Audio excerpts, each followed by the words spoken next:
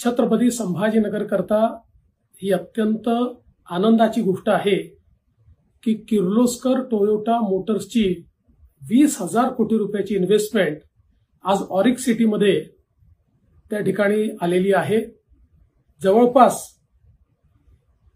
Toyota किर्लोस्करच्या माध्यमातून या ठिकाणी 8,000 लोकांना थेट रोजगार मिळणार आहे आणि जवळपास 12 ते 13,000 लोकांना इनडायरेक्ट रोजगार मिळणार आहे।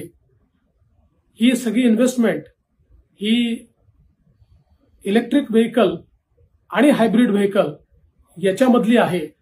त्यामुळे ऑटोमोबाईल क्षेत्रात एक अत्यंत महत्त्वाची गुंतवणूक म्हणून याच्याकडे पाहिलं जातं आहे आणि याकरता छत्रपती संभाजीनगरची निवड त्यांनी केली ही अत्यंत आनंदाची गोष्ट आहे। माननीय मुख्यमंत्री एकनाथराव शिंदेजींच्या नेतृत्वात सातत्याने आम्ही या गुंतवणुकीचा पाठपुरावा केला आणि त्यांच्यासमोर अनेक राज्यांची ऑप्शन्स असताना आणि विशेषतः कर्नाटकमध्ये ते ऑलरेडी प्रेझेंट असताना देखील त्यांनी महाराष्ट्राची निवड केली।